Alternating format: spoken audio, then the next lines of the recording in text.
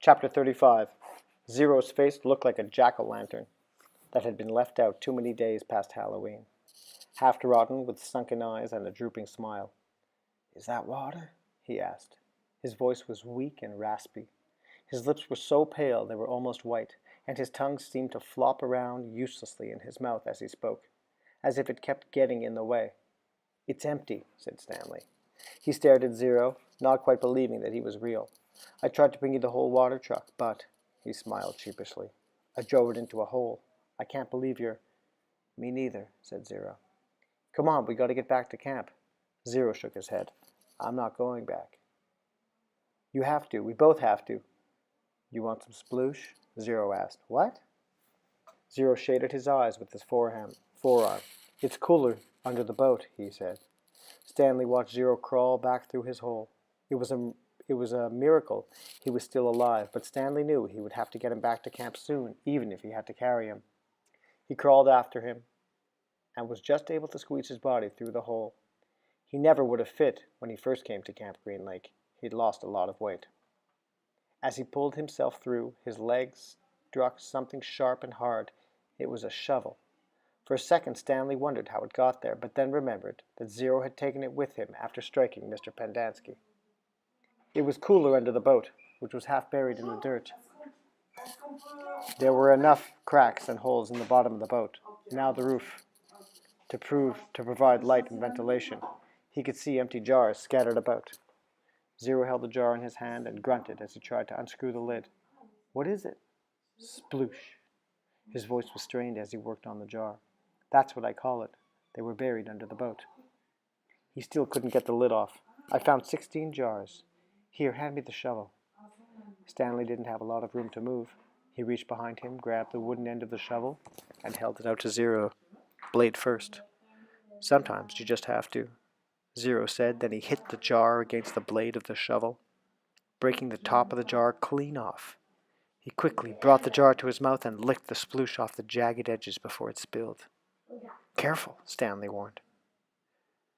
Zero picked up the cracked lid and licked the sploosh off as well. Then he handed the broken jar to Stanley. "Drink some." Stanley held it in his hand and stared at it a moment. He was afraid of the broken glass. He was also afraid of the sploosh. It looked like mud, whatever it was. He realized it must have been in the boat when the boat sank. That meant it was probably over 100 years old. Who knew what kind of bacteria might be living in it? "It's good," said Zero, encouraging him. He wondered if Zero had heard of bacteria. He raised the jar to his mouth and carefully took a sip. It was a warm, bubbly, mushy nectar, sweet and tangy. It felt like heaven as it flowed over his dry mouth and down his parched throat. He thought it might have been some kind of fruit at some time, perhaps peaches. Zero smiled at him. "I told you it was good." Stanley didn't want to drink too much, but it was too good to resist. They passed the jar back and forth until it was empty. "How many are left?" he asked. "None," said Zero. Stanley's mouth dropped. "Now I have to take you back," he said. "I'm not digging any more holes," said Zero. "They won't make you dig," Stanley promised. "They'll probably send you to a hospital, like Barf Bag." "Barf Bag stepped on a rattlesnake," said Zero. Stanley remembered how he'd almost done the same. I guess he didn't hear the rattle. "He did it on purpose," said Zero. "You think?" "He shook off his shoe and sock first." He took off his shoe and sock first. Stanley shivered as he tried to imagine it. "What's Marialo?" asked Zero. "What?" Zero concentrated hard. "Marialo. I have no idea." "I'll show you," said Zero. He crawled back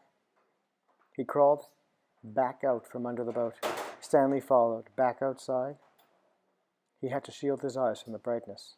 Zero walked around to the back of the boat and pointed to the upside-down letters. "Marialo." Stanley smiled. "Mary Lou. It's the name of the boat." "Mary Lou," Zero repeated, studying the letters. "I thought Y made the Y sound." "It does," said Stanley, "but not when it's at the end of a word. Sometimes Y is a vowel, and sometimes it's a consonant." Zero suddenly groaned. He grabbed his stomach and bent over. Are you all right?